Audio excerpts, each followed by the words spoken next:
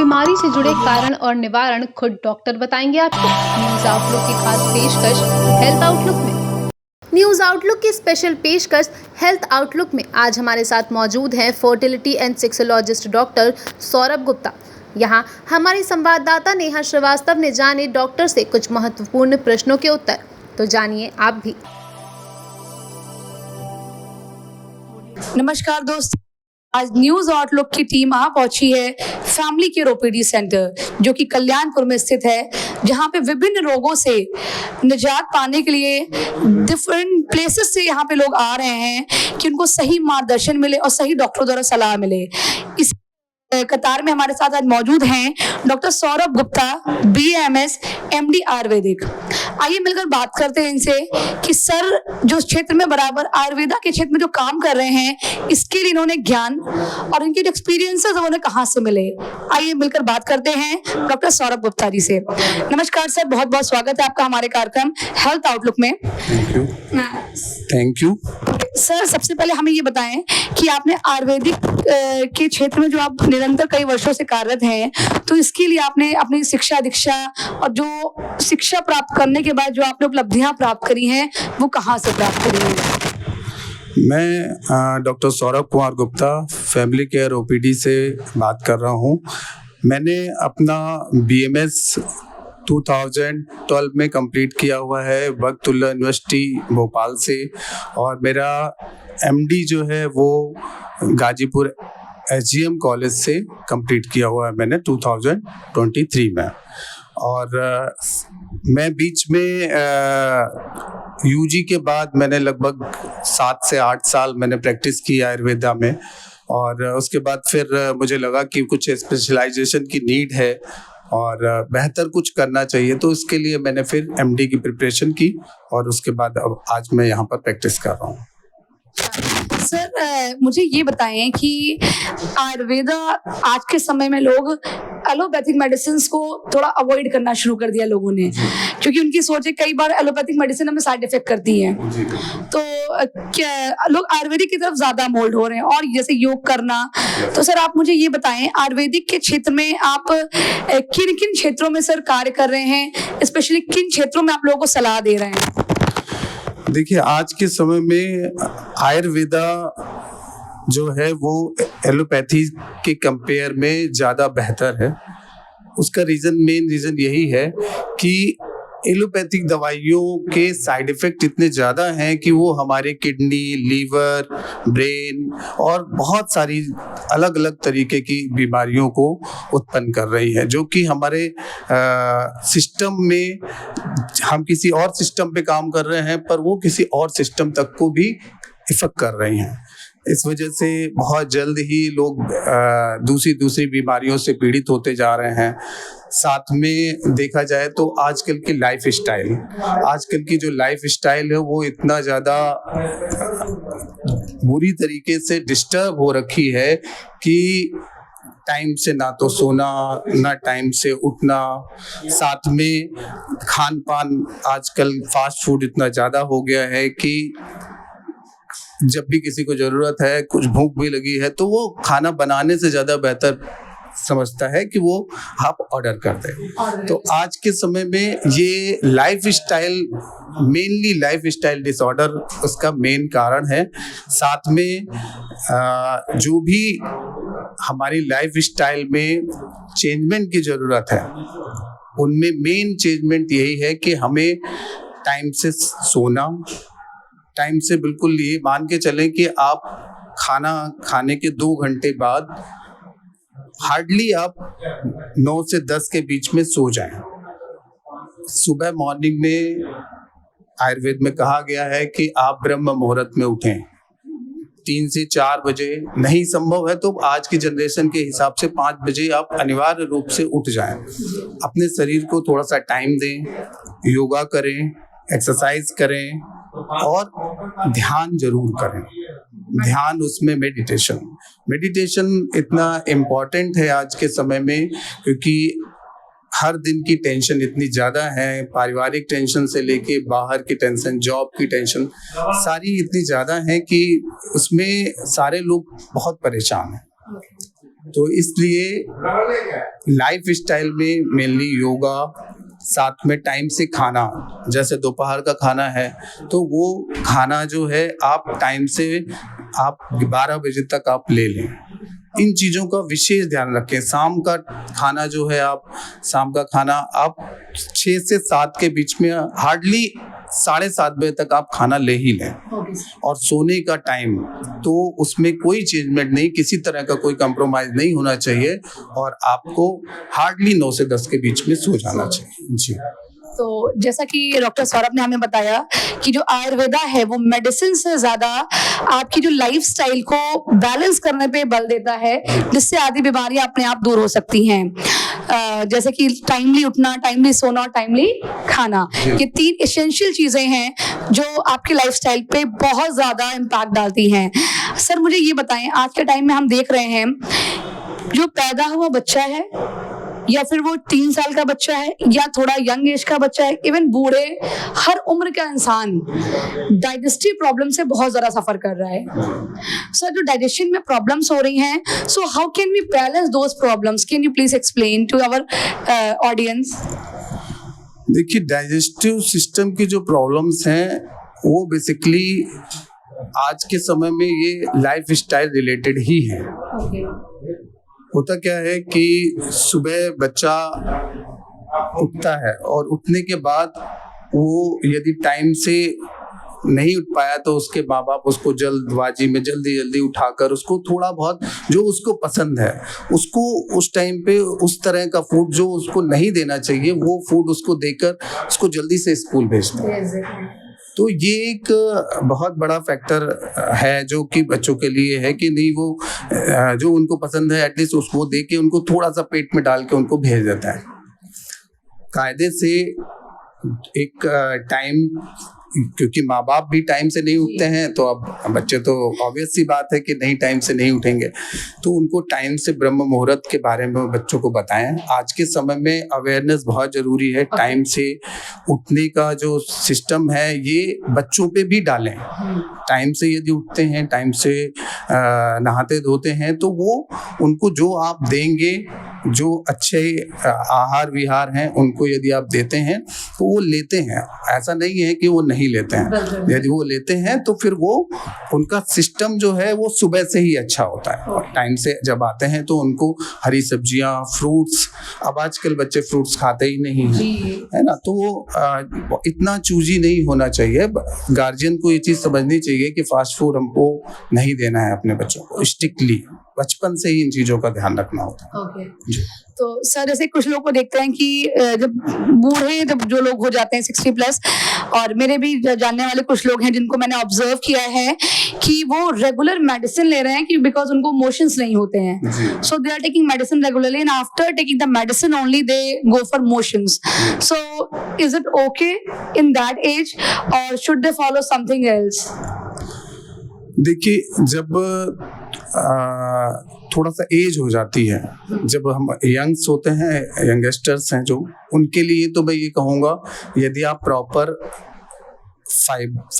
Fibrous diet लेते हैं, है ना, और साथ में आप एडिक्वेट क्वांटिटी ऑफ वाटर, मतलब पानी पर्याप्त मात्रा में ले रहे हैं, और साथ में घृत।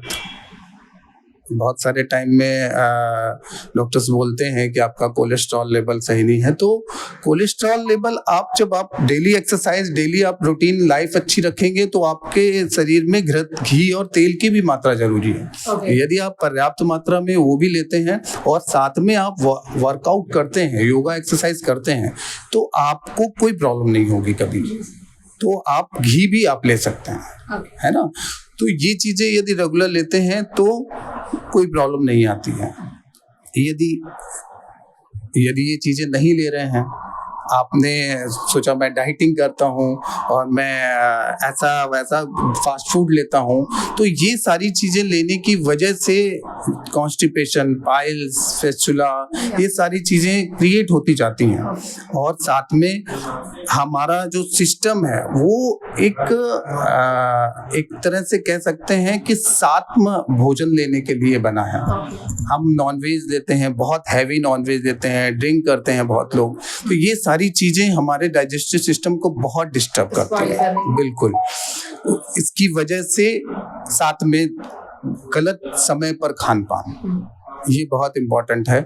आपने खाना खाया, सो गए, ये सारी चीजें इतना डिस्टर्ब करती हैं कि हमारा सिस्टम, यंगस्टर्स में तो कोई प्रॉब्लम नहीं है, वो थोड़ा बहुत ऊपर नीचे होता है तो वो एडजस्ट कर लेते हैं, पर जैसे जैसे हमारा डाइजेस्टिव सिस्टम वीक होता जाता है एज के साथ में, तो उस कंडीशन में फिर हमको कॉन्स्टिपेशन के लिए कुछ न कुछ देना पड़ता है।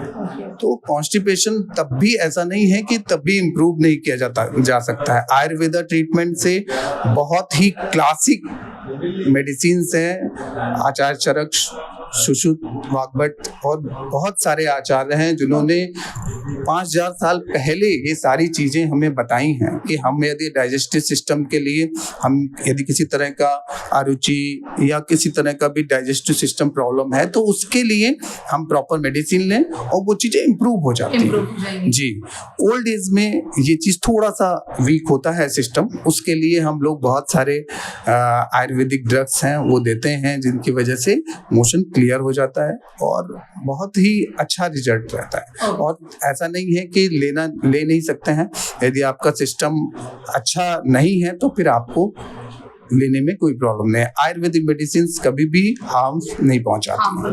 ठीक है, तो जैसा कि सर ने कहा है कि because of the food habit, because of the diet you take in your daily schedule, वो सबसे बड़ा मैटर है आपके डाइजेस्टिव सिस्टम को राइट और रॉन्ग करने का। तो if that is right then digestive system will also run nicely. So अभी क्या है, अच्छा सर मुझे ये बताएं कि जैसे कि आपने